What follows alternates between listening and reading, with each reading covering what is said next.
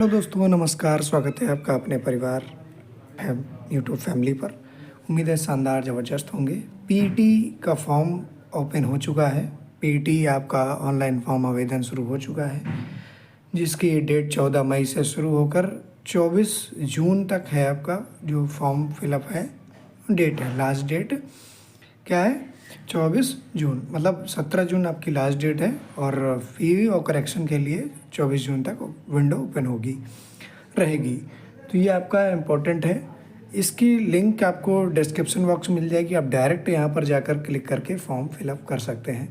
तो आज हम देखेंगे इस वीडियो में स्टेप बाय स्टेप फॉर्म को कैसे फिलअप करेंगे और गलतियाँ नहीं होनी चाहिए।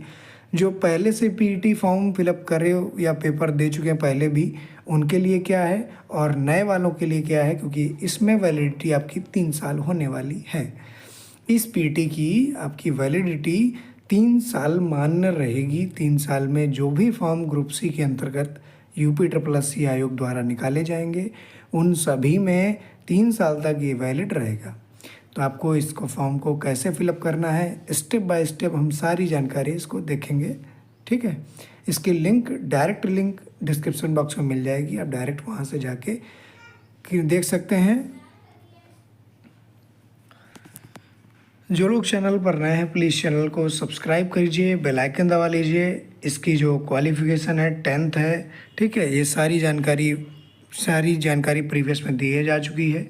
फीस वगैरह 185 रुपये जनरल OBC EWS और बाकी लिए 85 रुपये, ऐसे ही फीस है इसकी। तो चलते हैं, देर न करते हुए फॉर्म शुरू करते हैं। और डायरेक्ट ये लिंक आपको डिस्क्रिप्शन बॉक्स में मिल जाएगी। तो नोटिफिकेशन एडवर्टाइजमेंट में जाएंगे, उसमें देखेंगे पीईटी नया नोटिफिकेशन दिखाई देगा। अप्लाई पे क्लिक करेंगे, नीचे आएगा, उसमें कैंडिडेट रजिस्ट्रेशन का ऑप्शन पर क्लिक करेंगे तो ये आपका खुल जाएगा, पॉपअप खुलेगा। उसमें आई एक्सेप्ट पर क्लिक करके आगे बढ़ेंगे।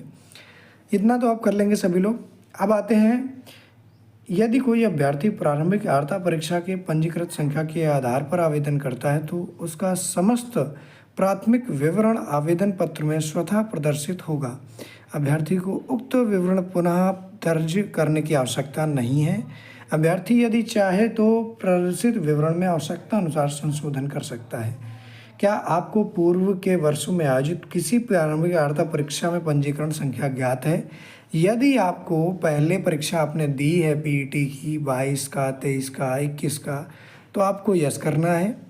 और यदि आपने नहीं दी है तो नो करना है, सीधी सी बात है। ठीक है, यदि आपने दी है और यस करेंगे, और यस करके क्या करेंगे, अगर परीक्षा आपने दी होगी तो आपके पास रजिस्ट्रेशन नंबर होगा उसका, वो रजिस्ट्रेशन नंबर आपको डालना होगा।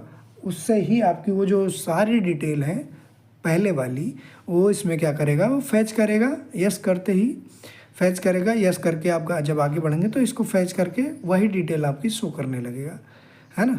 इसमें आपको दोबारा भरने की आवश्यकता नहीं है, दोबारा फिल करने की आवश्यकता नहीं है। इसमें गलतियां होने के चांसेस कम हो जाते हैं, क्योंकि पहले राइट है तभी तो आगे बढ़े थे।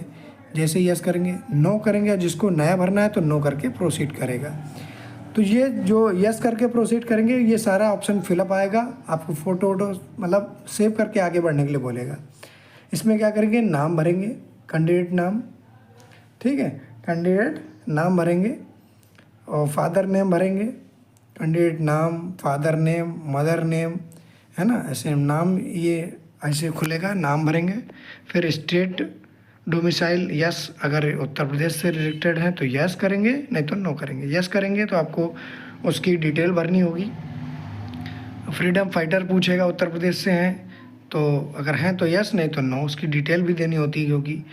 और एक्स सर्विसमैन है तो यस, नहीं तो नो करेंगे, है ना, यस या फिर नो, अगर आप एक्स सर्विसमैन हैं तो। ठीक है, नहीं तो नो कर सकते हैं। आप उत्तर प्रदेश से हैं या बाहर से हैं, उन सारी डिटेल आपको देनी पड़ेगी अगर आप एक सर्विसमैन हैं तो। और डिसेबिलिटी ऑफ उत्तर प्रदेश की लिस्ट में आते हैं क्या, तो नहीं है, करेंगे no. Are you skilled player या फ्रॉम उत्तर प्रदेश, तो नो। अगर हैं तो यस, नहीं तो नो करेंगे। उसके बाद आ जाता है home state. Home state Uttar Pradesh domicile है, क्योंकि उत्तर प्रदेश का तो आपको यहीं यस करना होगा। फिर डिस्ट्रिक्ट सेलेक्ट करनी होगी आपको, जहाँ से भी आप डिस्ट्रिक्ट पे हैं वो सिलेक्ट करिए। किस कैटेगरी से हैं, ओबीसी, एससी, एसटी, जनरल, तो इससे कर लीजिए। डेट ऑफ बर्थ डालिए, जैसे मैंने डाल दिया 2 मई 2000, 1900 कितनी 1900 2000। मेल और मोबाइल नंबर आप डालेंगे, अपना 10 डिजिट का मोबाइल नंबर डाल दीजिए। मोबाइल टाइप करेंगे, मोबाइल डालेंगे। उसके बाद मेल आईडी डालेंगे, मेल आईडी, मैरिड अनमैरिड। और एम्प्लॉयमेंट डिटेल, अगर एम्प्लॉयड हैं तो सिलेक्ट करिए, और नहीं है तो नो भी कर सकते हैं, है ना। तो ये आपको not an employed of Uttar Pradesh government, employed of Uttar Pradesh government, x employed of Uttar Pradesh government, ये सारे ऑप्शन है आपके पास। तो नॉट नहीं है तो नॉट कर दीजिए, not employed of Uttar Pradesh government, सीधा। नो का ऑप्शन अलग से नहीं दिया गया है इसमें, not an employer of Uttar Pradesh. इसके बाद नेक्स्ट बात करते हैं, ग्राउंड पूछा गया है, claiming and age relaxation other than above grounds. अगर एज रिलैक्सेशन और भी चाहिए तो यस करेंगे। उसमें किस में एज रिलैक्सेशन है, गवर्नमेंट ऑर्डर, कोर्ट ऑर्डर, या सेवा नियमावली डिपार्टमेंट, एनी अदर रीजन, जिसमें भी आपको एक क्लेम करना है कि एज रिलैक्सेशन के लिए एक क्लेम करना है, तो ये आप इनमें क्लेम कर सकते हैं। और कई सारे होते हैं उत्तर प्रदेश गवर्नमेंट से, इसमें नो करेंगे। फ़िलहाल हमने बताया आपको, नो करेंगे तो ऑप्शन नहीं आएगा कुछ भी, ठीक है। नो करते ही ऑप्शन नहीं दिखेगा आपको, क्योंकि no grounds, no age relaxation, ठीक, नो करेंगे।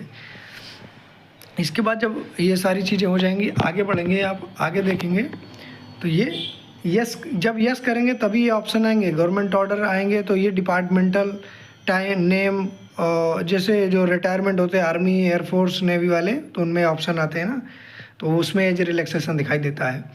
अब ये जैसे बोर्ड है हमारा, जैसे हम पढ़ाई की है Uttar Pradesh board of education and secondary board या अदर बोर्ड, जो भी आपका बोर्ड है वो आप सिलेक्ट करेंगे।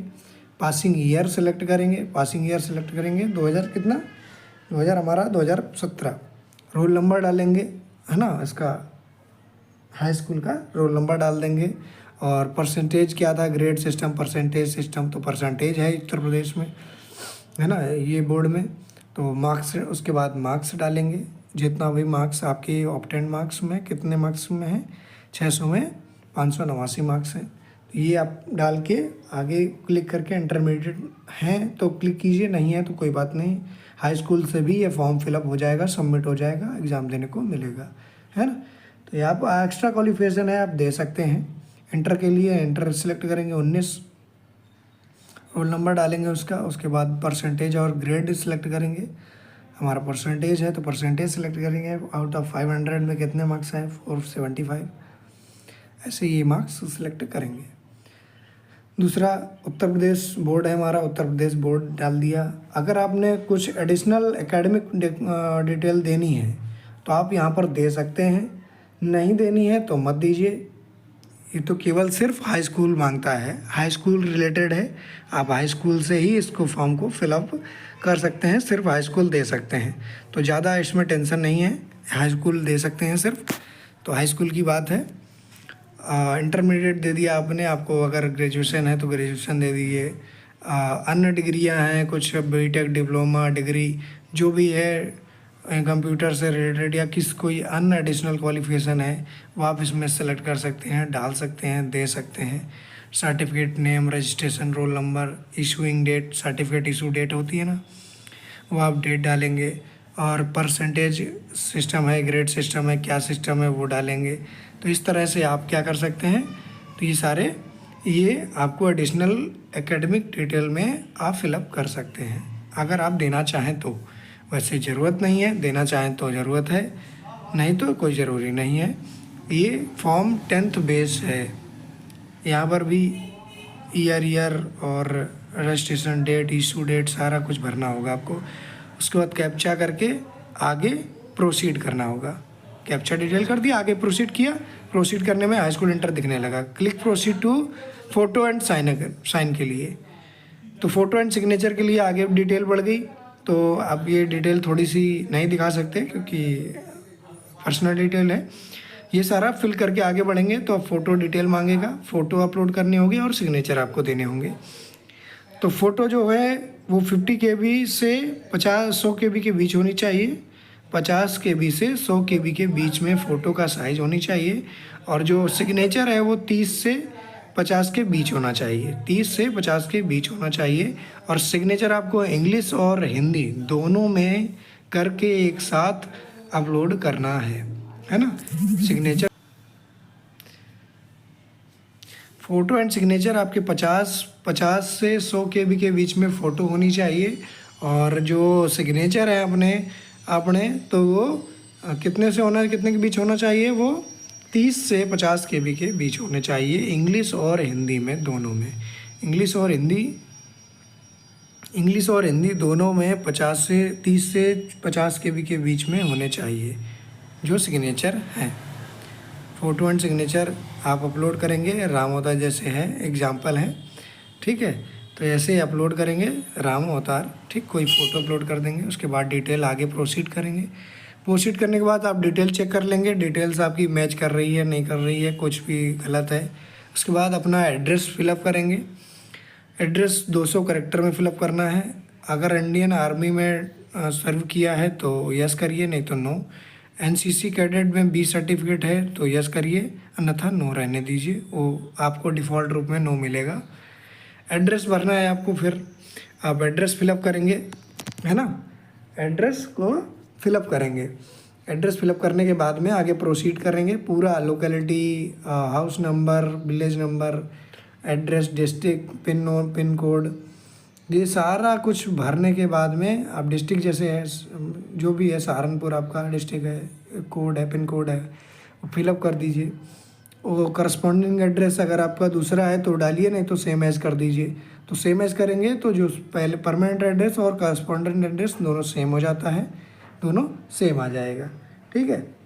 उसके बाद क्लिक हियर पर क्लिक कीजिए, yes I accept the above declaration, आप एक्सेप्ट कर लीजिए और प्रीव्यू पर क्लिक कर सकते हैं। हमने फुल नहीं फिल किया, वो करके हमने आगे बढ़े हैं, आप पूरा भर के आगे बढ़ेंगे, ठीक है, फॉर्म, ठीक है।